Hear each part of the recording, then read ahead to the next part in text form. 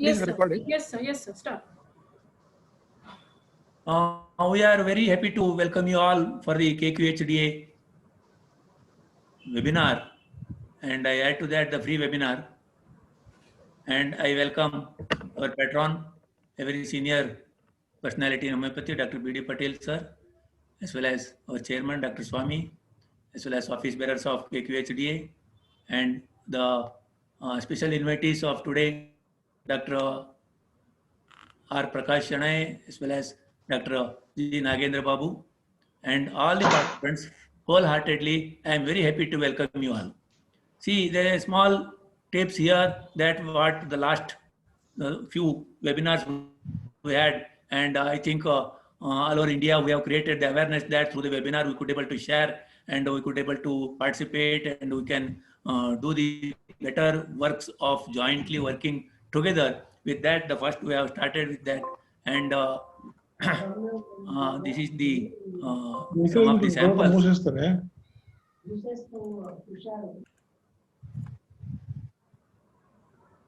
So we have started with the first webinar on 3rd May. It was the first one where it has created a sensation all over India through the webinar where homeopaths can join together and we can be able to share. They can do the wonders in their practice as well as sharing their knowledges. And these are the few webinars what we had from the 3rd May up till now. And many stalwarts from India as well as the abroad, they were with us. That was our pleasure to have such great personalities, as well as all the participants have accepted the webinar as well as their thought process very well, and they feel that still we have to continue with such webinars, and I hope the KQHD has given a very good platform for such activities. And you tell which part of the country all they were here, as well as from the abroad also. From the youngest doctors to the very senior most doctor, the 80, 82, 85 years old doctors, they were all with us for the as a participant or as well as resource persons. Today we have with us two eminent doctors. I will introduce them. I request all the participants, if they have not become a life members, please join us as a life member, get an opportunity to share clinical experiences, presenting cases, as well as sharing your knowledge with us. And I would like to express my happiness.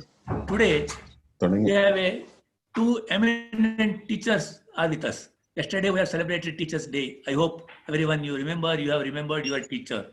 And as a teacher, as a student, I remember two things. This is the worst batch I ever seen such batch in my teaching life. And I have ever seen or never seen such students. And you should improve yourself. These are all the things where as a student I have heard. See, throughout my life, I have not heard this type of students or this type of batch. By the same time, as a teacher, I have told to my students also the same dialogue. I hope all the teachers you agree with me and the students also, see, I could able to make out from their face it is true. But one thing I will tell you, to respect all my teachers as well as the teachers in the world, this is all with a good intention. To see that our students should become a #1 practitioner or a teacher in the society. That was the intention behind their words. That is the great thing. With all respect to all the teachers and very senior faculties and who are all still teaching or retired or who are going to teach, for all, I wish you all happy Teachers' Day. Today with us, the two eminent and senior teachers are with us. And both the teachers are actually, they are awarded by this as a best teacher from their university, their college and all. That is a very great pleasure. Immediately after the Teachers' Day, they are with us. And first, I would like to introduce Dr. R. Prakash. See, a very humble, sincere teacher who is with us today. I feel we are lucky. Why? I will tell you. See, his Sunday practice starts at 6 a.m. For your information, I will tell you, I won't wake up at all, 6 a.m. See, his practice starts. Then you can imagine, just I was asking him, sir, have you had a food? He said, just light, I took it. And he requested me, sir, first I will finish and I have to go back. I don't know, 24/7, he is working. That's a great thing. Give him a big hand. He is with us today. Dr. R. Prakash Shanai is Associate Professor in Dr. Padiyar Memorial Homeopathic Medical College, Chottanikara, Kochi, Kerala. I have seen they sincerely teach and they train the students, they send them out. They don't make much publicity, blah, blah, blah, like that. Because as an examiner, as well as inspector, I have visited that institute. I remember how they work. And he is a first rank holder in his degree as well as in his all the studies. He was a in the even MG University, he got a first rank. He's ex-member of the Board of Studies, MG University, Mahatma Gandhi University, the Kerala, and first rank holder in PSC, Medical Officer, Kerala State. I think if Dr. Prakash Shanai is there, I think nobody should compete. That was the strategy he has created. And he has a so lovely and affectionate teacher from their students. And member of the Kerala Konkani Sahitya Academy. See, this is another face of Dr. Prakash, and Inspector for CCH and all Secretary of the Center for Rheumatism and Arthritis. He received the Best Teacher Award several times, specialized in treating chronic diseases. He is having professional experience of more than 28-30 years, and he is with us. Sir, please share your experiences with us, and I will introduce Dr. Nagendra later on. I welcome you all once again for a KQHDA free webinar. Please join us, and if you have any queries, please post it in the chat box. And now I request our patron, very senior doctor, Dr. B.D. Patel sir, to inaugurate the session by making a Shankanada, where the Shankanada will create a positive vibration. That is, we have started for last 3-4 webinars that we felt very good, as well as it creates a positive aura in and around us. Please, sir.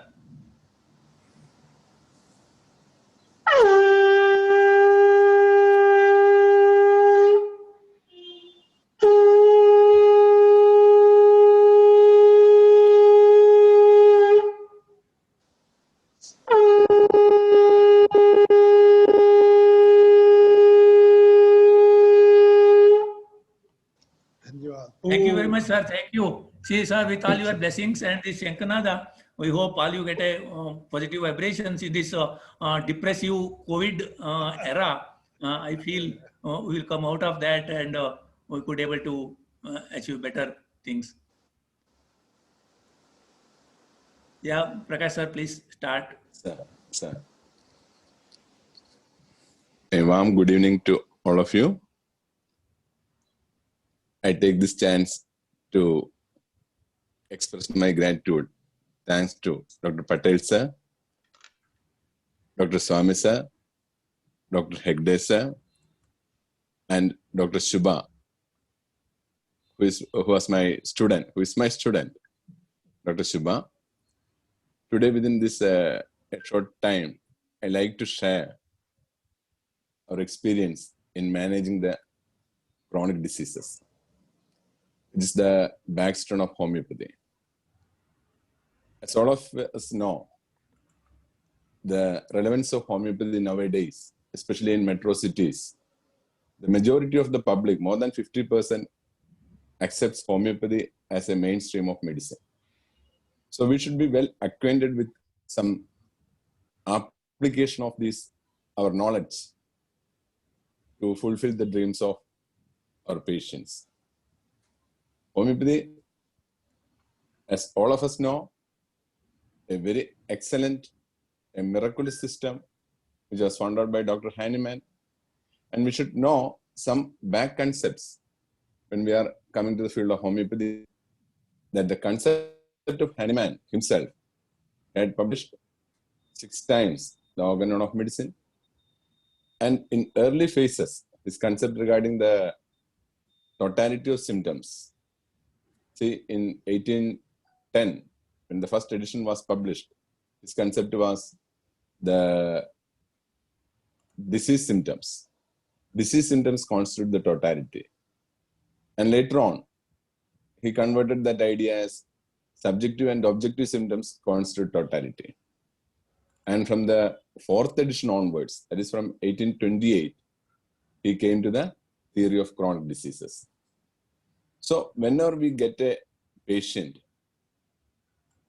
we should know which type of case we are going to deal, whether it is an acute one or a chronic one. As all of us know, the concept, the method of approach, the selection of medicine, the repetition, the guidelines, etc., all are entirely different in these two types of cases.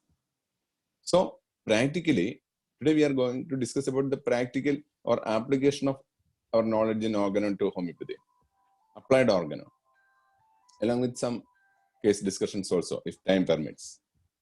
So here, when a patient comes to us, we should first categorize that patient whether he is suffering from an acute disease or a chronic disease, which is a must. The intensity is the deciding factor to discriminate between these two conditions. That is, the intensity. When patient comes with intensified form, whatever may be the condition, you have to manage it as an acute disease. In acute disease, the selection of medicine depends upon two factors. Number one is exciting cause, and number two, most troublesome symptoms. Suppose a patient comes with gastritis, a child brought you with gastritis, diarrhea and vomiting since last day or since 2 days. When you are going to... Dr. Prakash. Sir? Hello. Please Yes, little increase your volume. Volume, please, little increase. Volume. Oh. Yeah.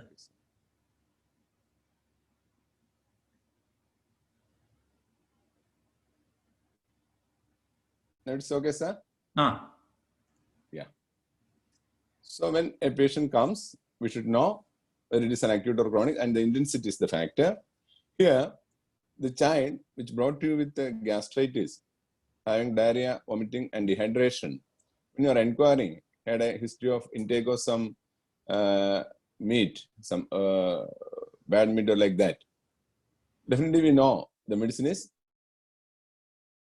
exciting cause plus the most troublesome symptom constitute a totality in acute disease, and the selection of potency, repetition, etc. depends upon the demand of the case. We all know the principles of homeopathy. Hahnemann's concept regarding the principles of homeopathy are majorly stick on to or adhered to the management of chronic diseases. The definition of health itself, it states that a complete state of physical, mental, and social well-being, and not merely an absence of any disease or infirmity. So when a patient comes to us with a chronic disease, we know all other systems can only manage that condition. They can only manage, but we can cure. Cure means permanent eradication of disease in its whole aspect. So here, the difference between homeopathy and allopathy lies, or the other system of medicines lies. We are trying to cure the case, and while the other systems are merely managing. Suppose a patient with diabetes, or suppose a patient with asthma, thyroid complaints, cardiac conditions, or epilepsy, etc., whatever it may be, if they ask to the allopathic physician, how much time I have to take this, I have to continue. So this management is not the aim of homeopathy. Homeopathy approaches the patient with the aim of a complete cure. So in order to attain that goal, we must have some basic ideas regarding Hahnemann's concept, the method of selection of medicine, the method of case taking, potency, dosage, repetition, guidelines, follow-up, etc., has to be. We should have a concrete idea about these things. They are very simple and very practical. Nowadays, there are so many class of homeopaths who approaches the patients with different attitudes. But the most simplest method, the most effective method, in my practice, I had seen that is Hahnemannian principle. Here, Hahnemann has given all the freedom, liberty for each and every homeopath to practice as per his wish. If we are going to the different editions, we can see this, that we can discuss later. So here, when a patient comes, first our aim is to categorize that patient whether he is acute or chronic. And if acute, likewise. And if it is a chronic case, we should know the chronic diseases are all the chronic disease which comes in front of us, categorized into three classes. Number one, true natural. Number two, drug diseases. And number three, pseudo-chronic diseases. So we must know which type of disease from our patient suffers. So it is a true natural one, or a drug disease, or a pseudo-chronic disease. Suppose three patients came and says they're having diabetes, their blood glucose is more than 320, 300. And if you go through the first case, there may be family history, and the patient says, doctor, I am taking such and such restrictions. I'm avoiding the sweets. I'm going for a regular exercise. My lifestyle is so controlled. Even after that, I have this problem.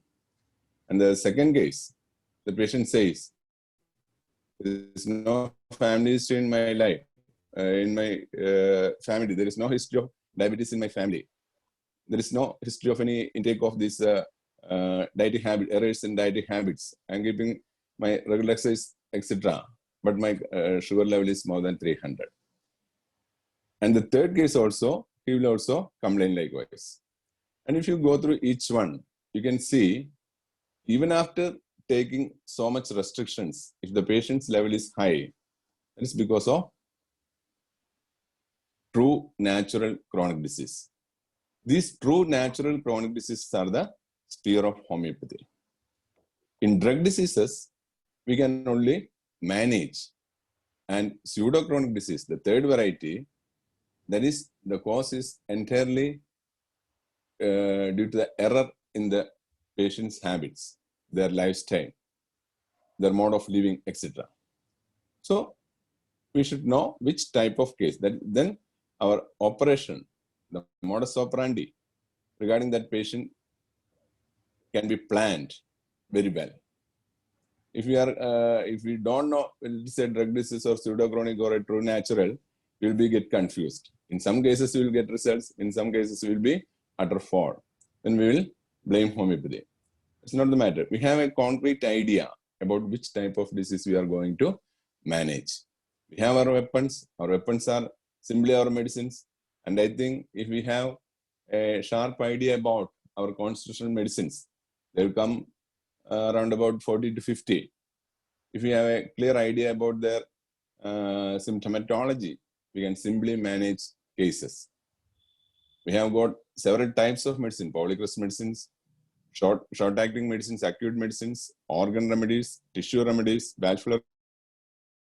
Each one should be taken and each one should be applied according to the demand of the case.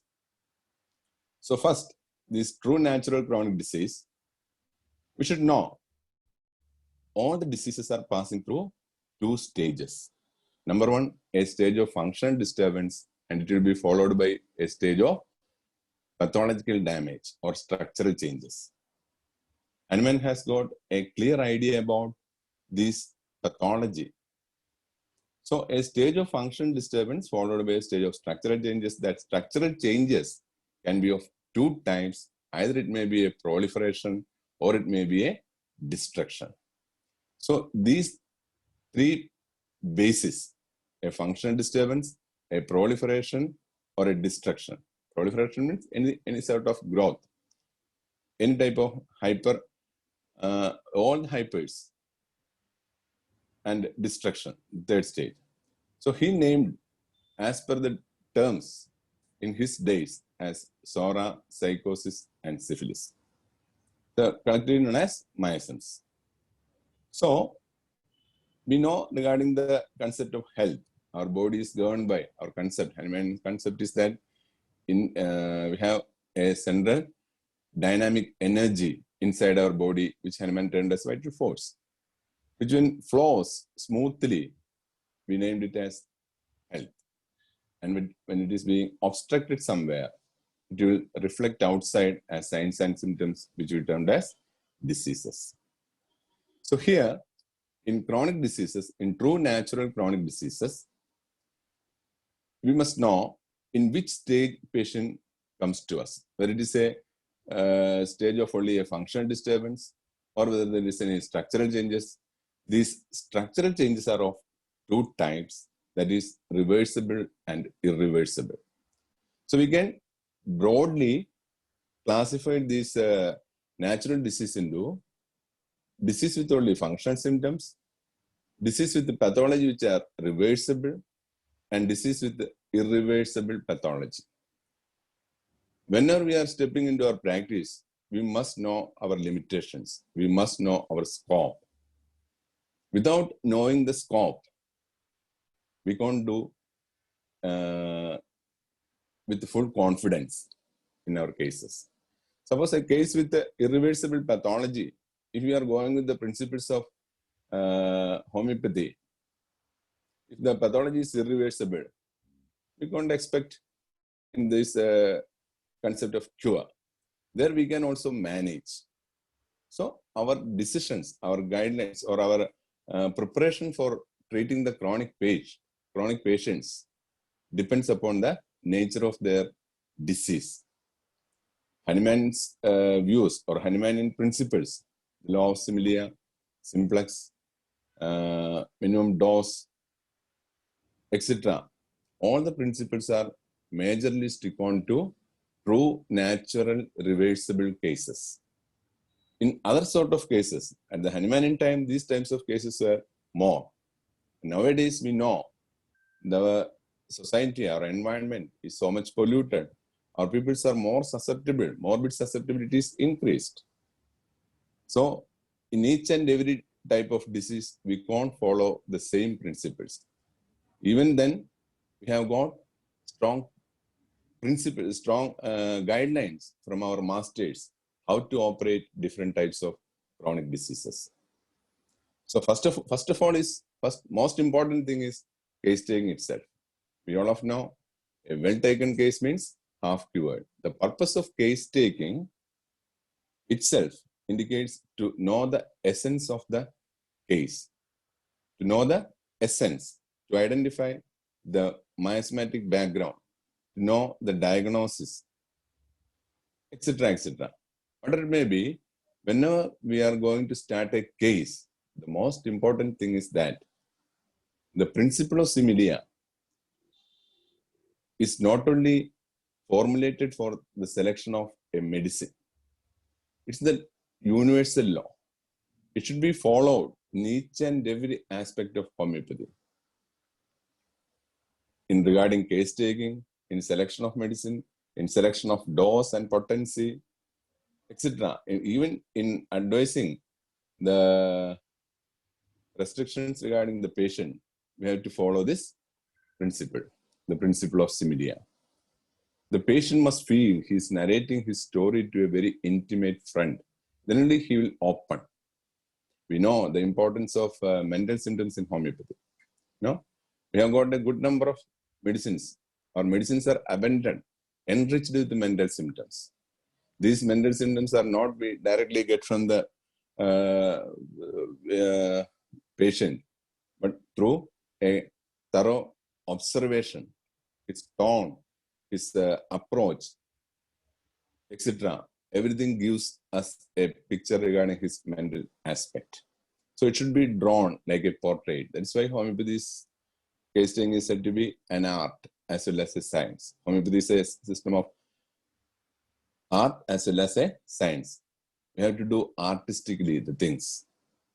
So when we begin a case taking, the patient must feel he's narrating his story to a very intimate friend. How we can make intimacy?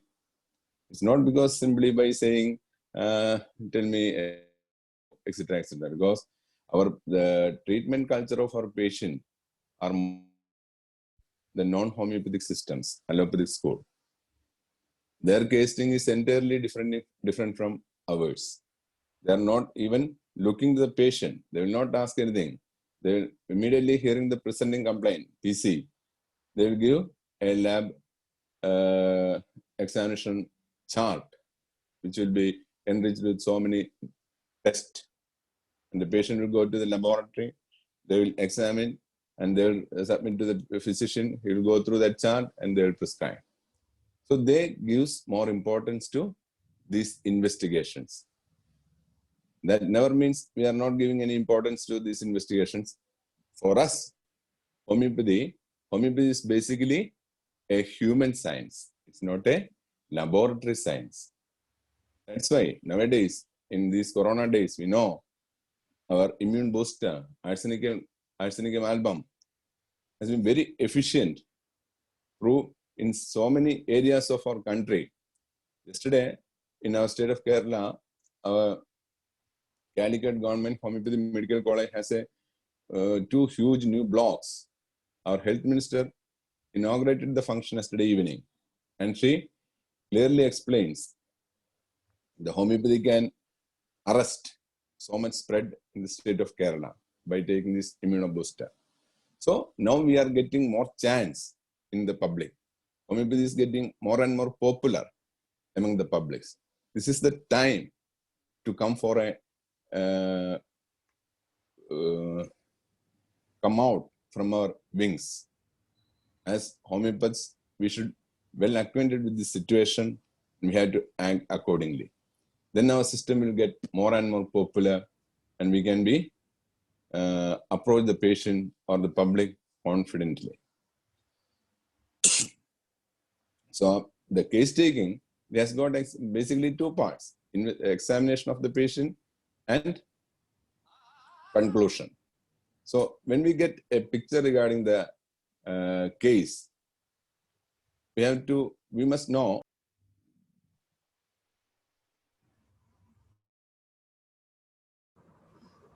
Sir, Sir, unmute, sir. Okay? Yeah, okay. Yeah. So the patient's picture will be a mixture of these two factors. Number one, the PC, and number two, the preceding events. So as homeopathy is concerned, the presenting complaints are always the end product of a process behind it, a long process.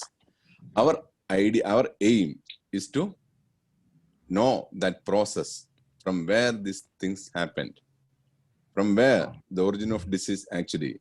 Now he presented with suppose he is suffering from a backache for since last 8 months or 1 year or 2 years, whatever it may be.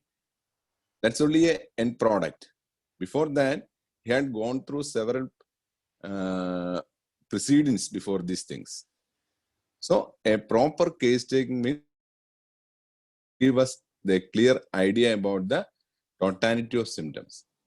So as per homeopath, we have two sets of symptoms. Number one, the primary symptoms, and number two, the secondary symptoms. Secondary symptoms are always known as presenting complaint. We are not focusing upon this presenting complaint to prescribe the medicines. We are focusing on the primary symptoms, which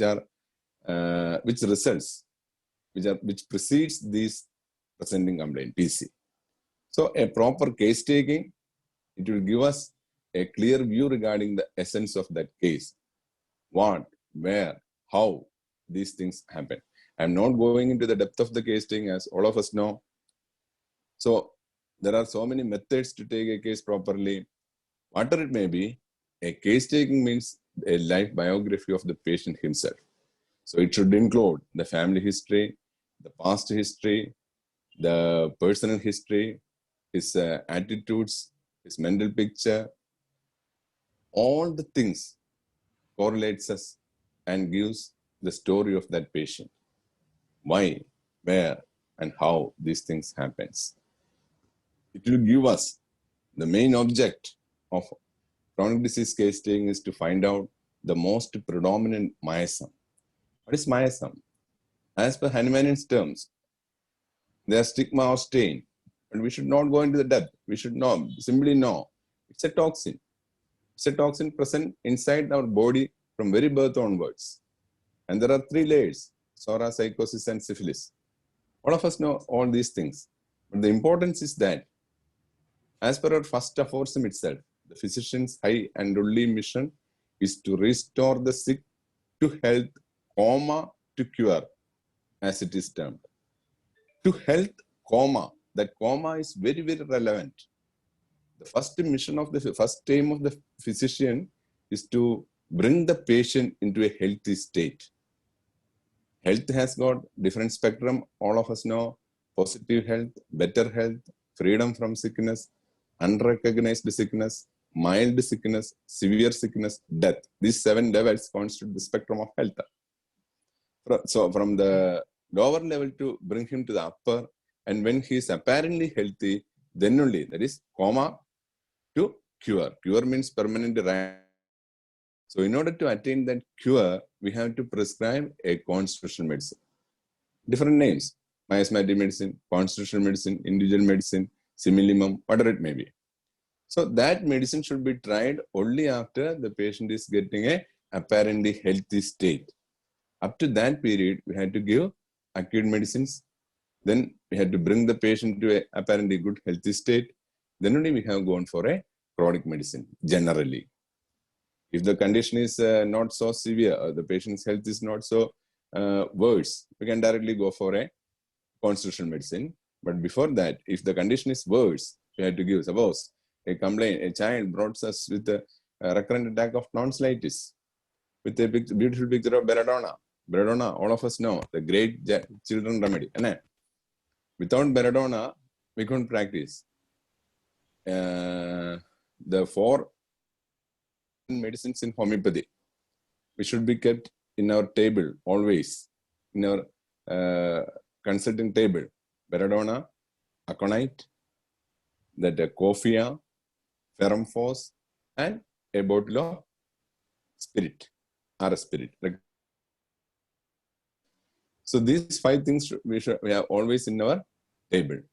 So this belladonna, when we are prescribing belladonna, the child may get relief. But after a few times, he may again recur. So when we are going through the case, we will come to know that case may be a calcareous.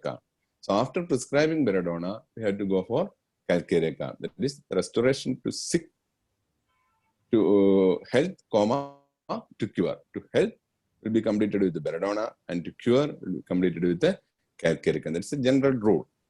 Homeopathy, the applied homeopathy says there is no definite rule, the strict rules. All of us know homeopathy is a system of experience. As earlier, Hegde told, I started my practice since 28 years back, when I was just completing my 21st year. I was initially a diploma holder. So during the house residency itself, I started my clinic. It was a very small clinic. And the very second or third day, I got a case, a very interesting case. It's a lady named Rajamma who brought to me with the symptoms that she will develop suddenly in huge size. She will go on, develop, and she will last for such a size for around about 2 weeks. Then after 2 weeks, she will get reduced for 6 to 8 hours. She will become normal. Again, after 8 hours, she will develop grow in size. So this was very wonderful case of that our locality, and she was treated with having. And there is a at that age, at that time, she had got 44 like that, and she had these complaints for last her 2 to 3 years. She was brought to several hospitals, including medical colleges, and there is no specific diagnosis. All the other systems fails, and this was surely a very good earning for their family.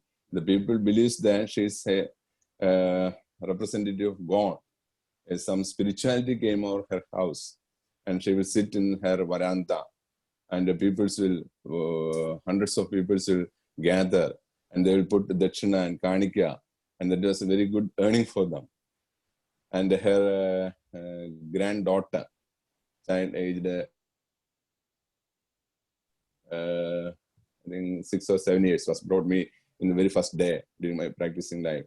My clinic was started by on I think October 6, 1992. It was inaugurated by our famous guru, Dr. S.K. Padia, a big stalwart in homeopathy all over India. Padia sir blessed me by giving strength. And he only told me one thing: you should never go behind money. You should go with your patient. Money will come behind you. It was the great lesson given by Dr. Padia sir. He was our principal and he was no more. So, pranams to Padia sir. And following that advice till this day of my practice, that Rajamma, the case, so her granddaughter was molluscum contagious. Molluscum contagious, and I prescribed Calcareca 30 for that child.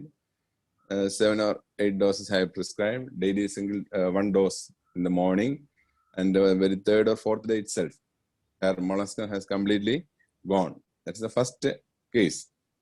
And seeing this, her mother, that is the Rajamma's daughter, thought that she should also bring to homeopathy, her mother. And when they came in my clinic, I can't bring her inside my clinic because my door was a normal door and she can't get inside. I go outside and examine. You remember, I am just a neo homeopath at that time. I don't know properly how to operate the cases. By grace of God, I prescribed her lachesis, considering her age and some symptoms I got from her. Very few symptoms only I got. She was a widow. She had 2 children. One this girl, and she had a young. First, a boy was there, but he died due to an accident, an RT, road traffic accident, at his 26th year likewise.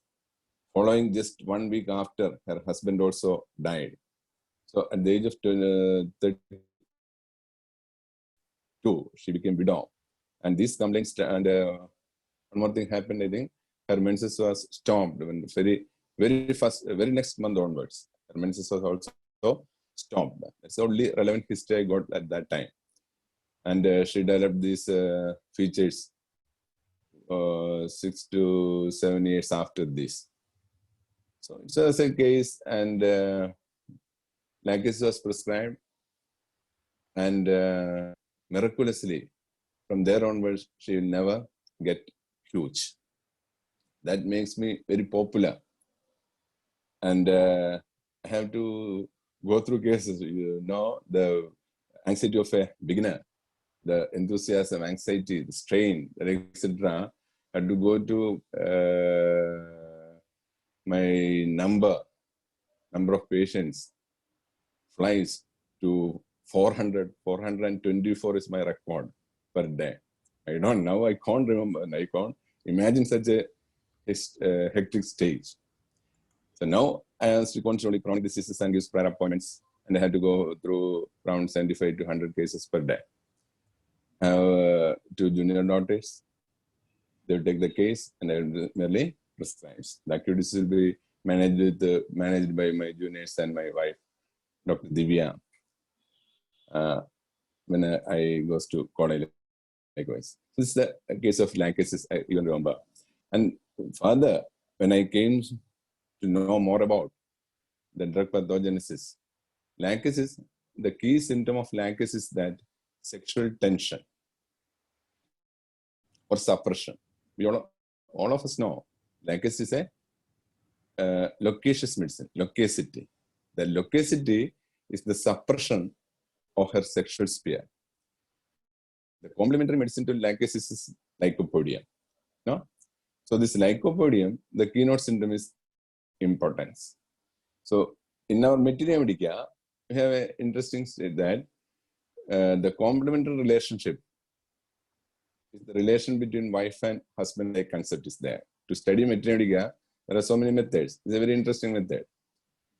Lachesis is a female partner, and lycopodium is her male partner.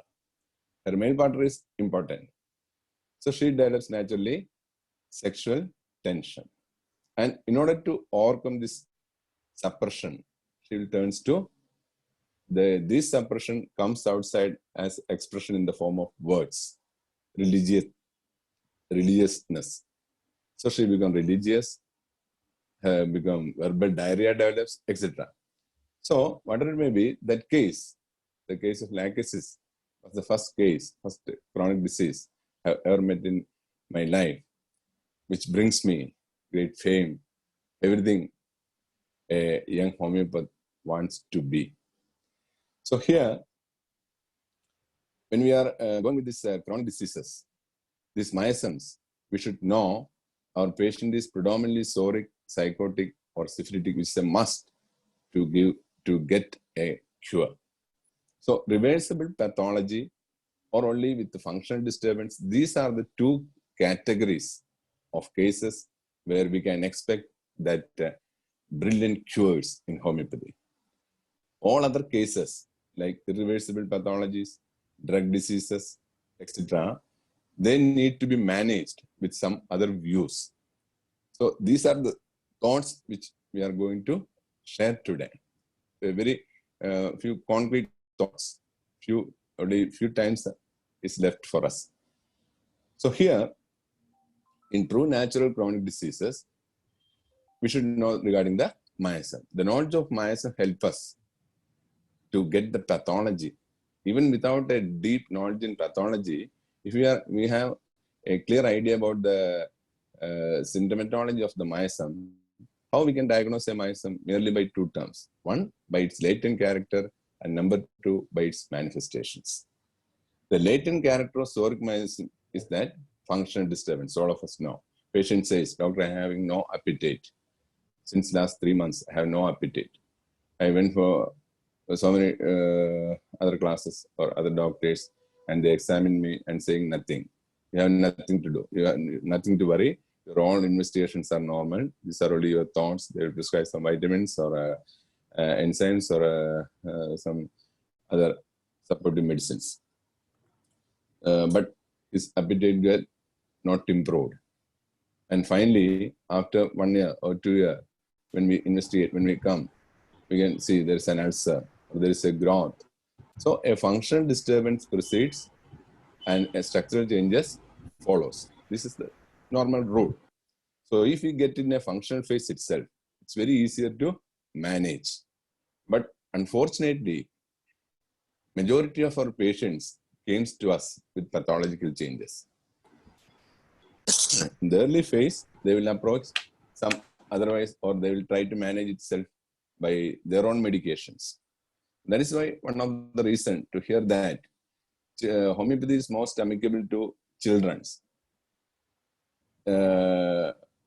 Aged patients can't approach homeopathy because it is slow acting. Likewise, some myths are there in our society. In children's case, the parents are very eager and they will brought immediately whatever the symptoms may develop.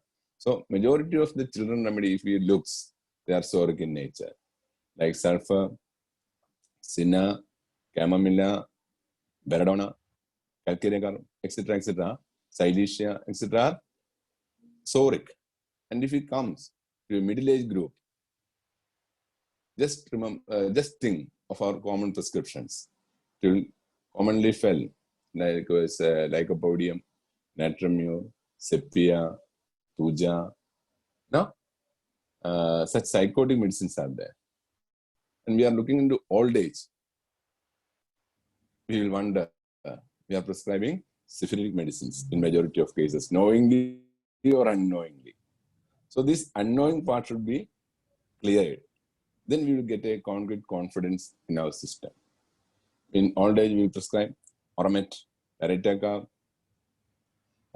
nitric acid, chloric acid, metallic groups. So these medicines, majority of the medicines fell under syphilitic miasm.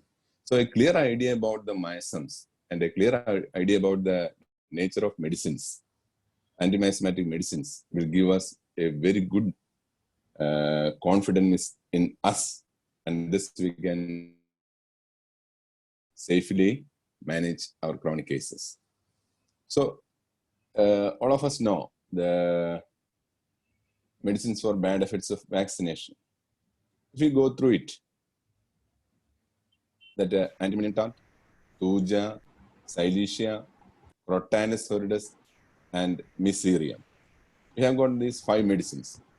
Suppose a child comes with a, what will be the case? Be a case of bronchial asthma, and there is no relevant history. We are depending upon this rubric, that is bad effects of vaccination.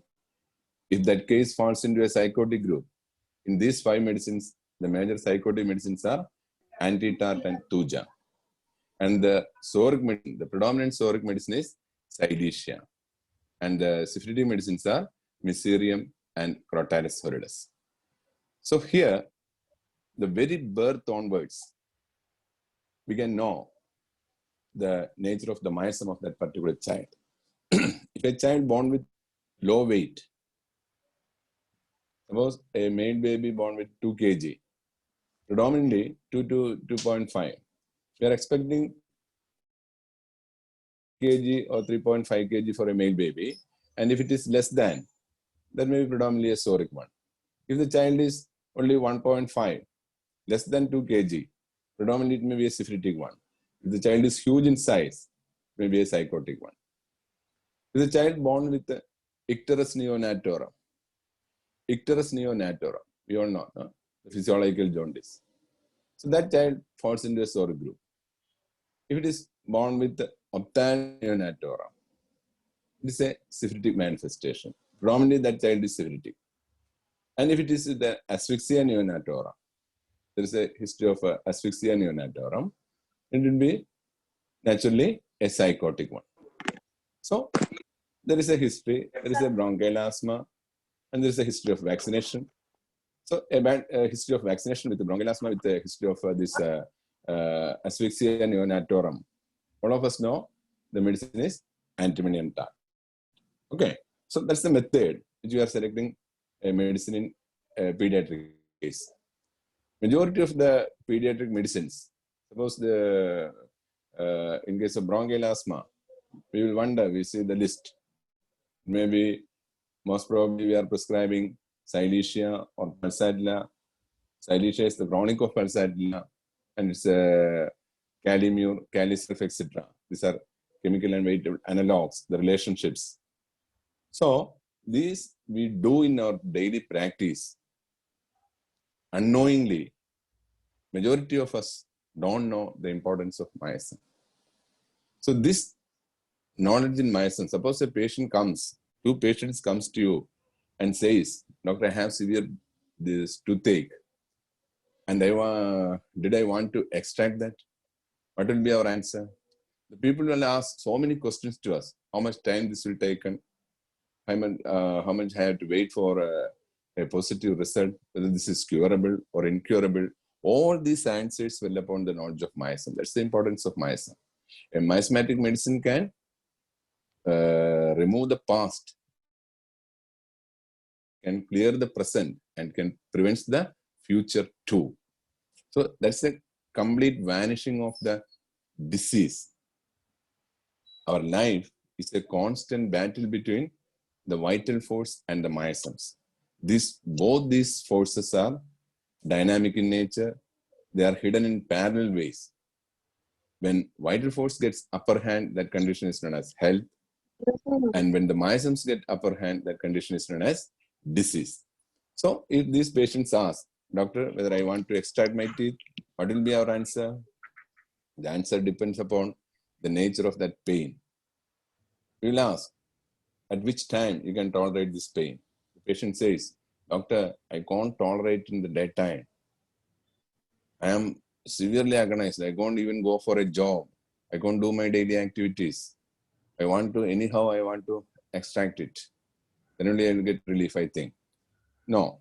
And the other patient says, Doctor, I can tolerate it in the daytime comparatively, but at night, I can't sleep. My sleep is being disturbed for several days or weeks. Did I want to extract this? The answer is that the first patient doesn't want to extract the teeth because he is having a daytime aggravation. It's the predominant manifestation of psora. The second patient, the second category, he must extract because it's a syphilitic presentation. In syphilis, there is destruction is massive. You can't save it in majority of cases. So it is better to extract. But the first case, daytime aggravation, which is the manifestation of SORA, there is only a functional disturbance and there is no such pathology. So those patients can be beautifully managed with homeopathic medicines, apart from this extraction. So this is the way you have to approach when we are taking when we are managing a chronic diseases. So here, after completing case, we have to go for the essence.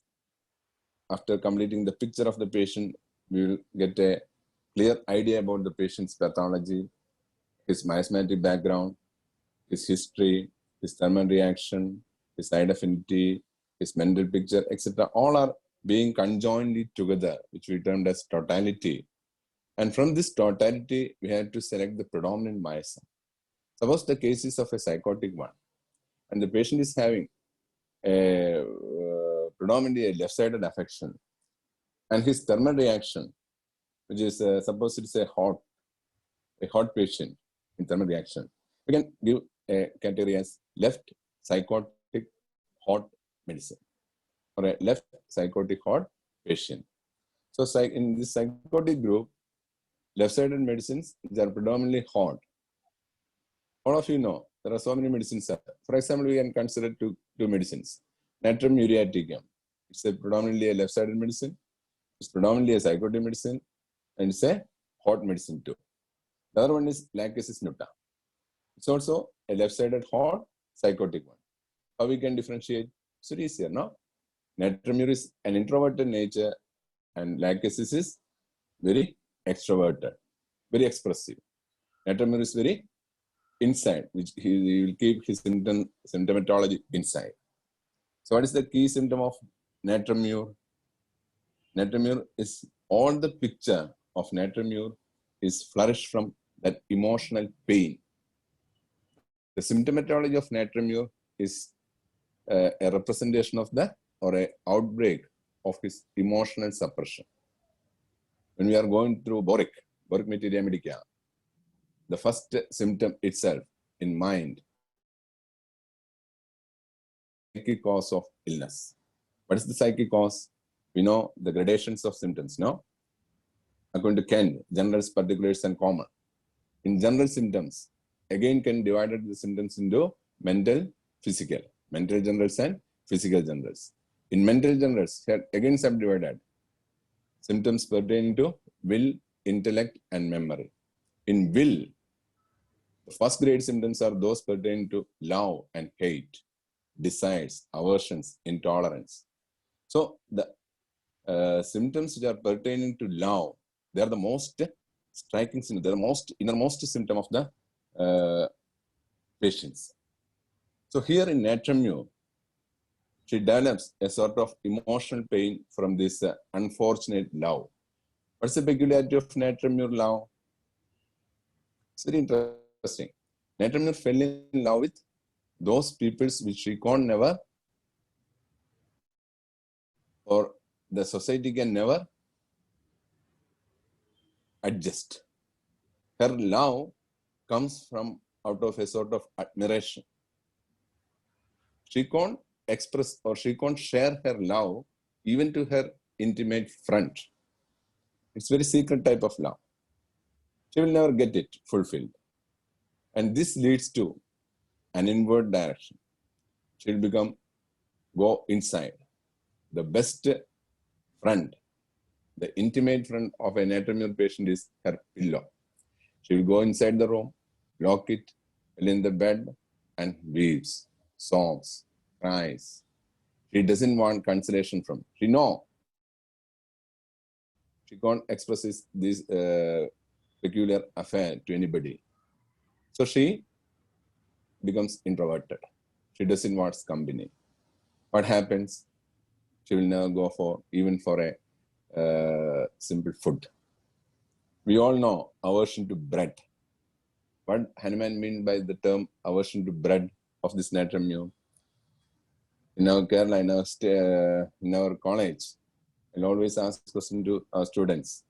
They'll answer modern bread, sweet bread, wheat bread, or salt bread likewise. The term bread means earn his daily bread and butter, the European language. In our country, we are saying that the least simplest food for a layman. In Malayalam, we will say kanji. Shiba, but in Kannada, you are telling? Ganji. Kanji. So aversion to kanji, that's the term meaning of aversion to bread. In our medicines, they are proved in Europe and otherwise. So many symptoms in our Materia Medica are, we should view it on the view of their language. So this aversion to bread, aversion to kanji occurs to these natriuretic patients. What happens to them? They become lean, they become emaciated, they become anemic. As a thought, what happens to them? They become dehydrated.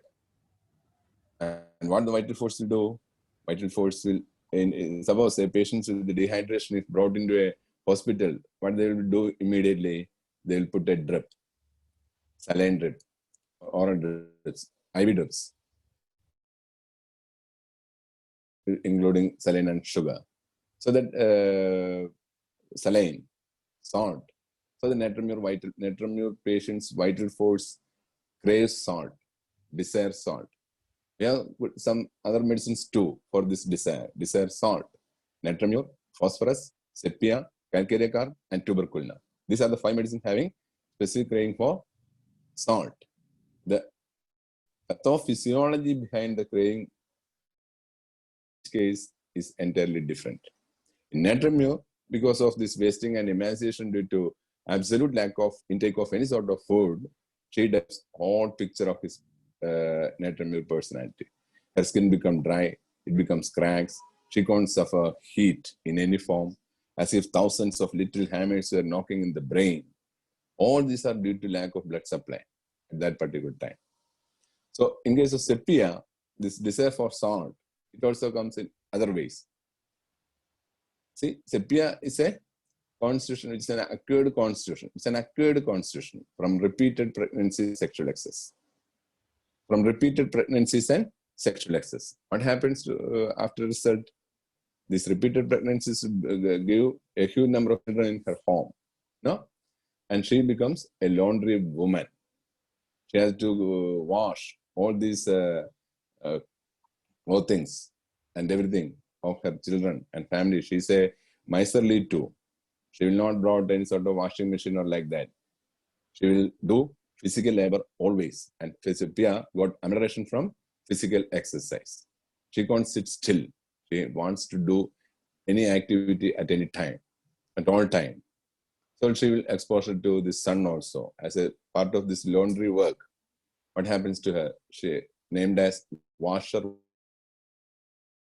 remedy. No? We all heard about washerwoman's remedy. The pathophysiology is that. Just to always do work.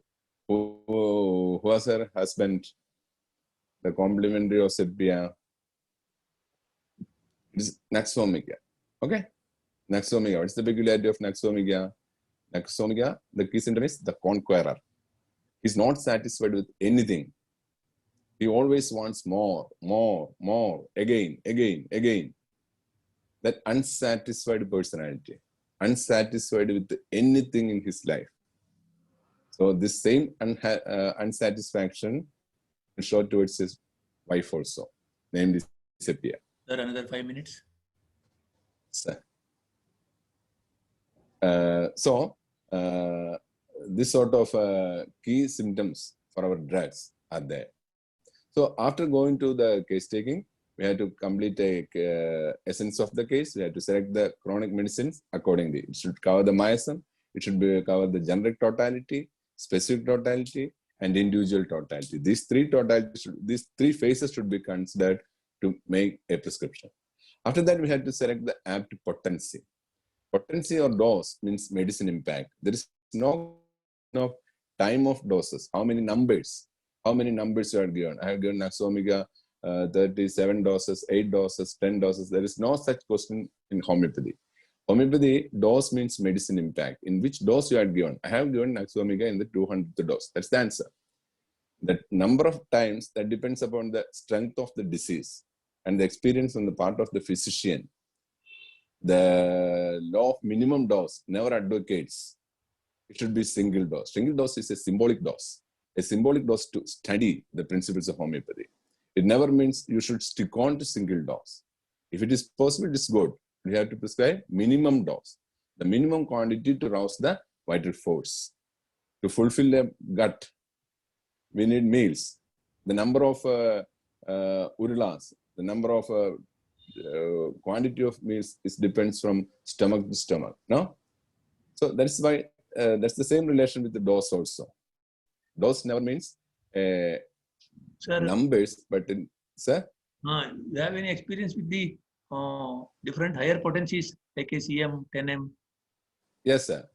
Actually, in homeopathy, there are two categories. One, materialistic, and number two, metaphysical. Materialistic are go for low potencies and metaphysicals are go for high potencies. In homeopathy, actually, there is no... in your experience? In my experience. So, yeah. I'll explain. The low potencies I use generally in cases of pathologically advanced cases, organ remedies I used.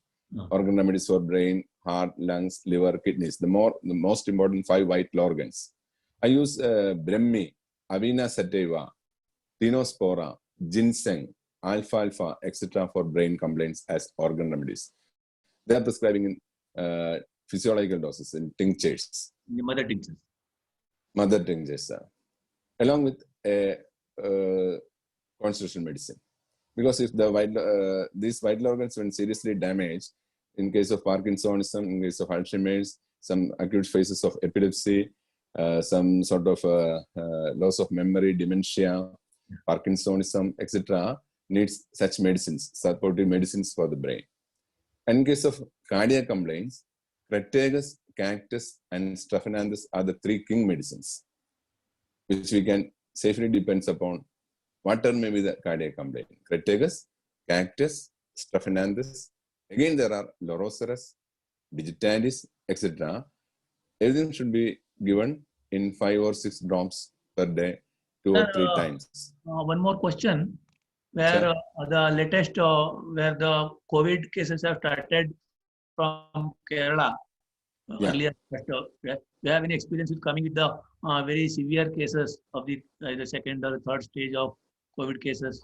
Was there any opportunity to such case? So I have met only 2 cases. One, it was a telephonic conversation with the patient.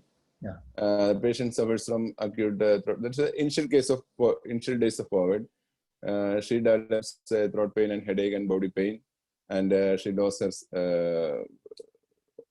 olfactory power also. Loss of taste was there, and her symptom most corresponds to Eupatoria at that time. She has got the severe chillness and vomiting was there. And her husband came and I gave him Eupatoria 30 every 2 hourly for 2 days. And she was somewhat totally get out of that condition. But unfortunately, what happened was she is working in the naval base, and her colleagues, when they find positive, she is also underwent by the government authorities, and she was isolated for 2 weeks time. And her husband and other family members had taken this arsenicum, and they now it is almost 2 months over. They never developed the symptoms of COVID. It's one case. In another case, a family, there are also 7 members in that family. She was a layman going work in a fish industry, and their outburst of COVID occurs. Around about 60 members were attacked with the COVID. And she, from very birth onwards, takes only homeopathy medicines. She came over here very secretly because in Kerala, we have no provisions to treat COVID patients directly. And she presented her symptoms. Except Maharashtra and Gujarat, they have permitted. Thank you very much, sir. I am asking so many queries. The questions are there. There is no questions. I think we have to have one more or 2 more webinars with you with a 2 to 3 hours session. Thank you very much. Thank you sharing your time and valuable precious Sunday time with us on behalf of KQHDA, all office members as well as our patron and the chairman, all the office members. We thank you very much, sir. You could able to join us certainly sometime physically. We will be invited in our association platform. Surely, sir. Surely, sir. We'll continue. This is the So beginning this, of our relationship. yes, sir. I Yes, sir. expect. Yes, sir. I know, sir. This is a very short span. We can't express completely. Yeah. Needs several In time. short time only we could able to introduce each other. I know, because it's a very vast subject. And the one thing what I appreciate, though you are an organon teacher, and you know how best you could able to apply the Mitra Medica and correlate with repertory. See, rarely it happens, And I have seen many organon teachers, they talk only philosophy. Practically, they are very poor. This is my experience, I show. And you are exceptional of that. Thanks. Thank you very much. Thanks. Thank you, sharing. Thanks. Now, So I take this chance to show my gratitude to Dr. B.D. Patel, sir, Dr. Swami, sir, Dr. Hegde, sir, and all of you who patiently hear my these few words, and thanks a lot to share our experiences. We can meet in another time. Till then, thank you. Have a nice evening. thank you very much, Dr. Prakash. I hope we will Thank you, be sir. in touch.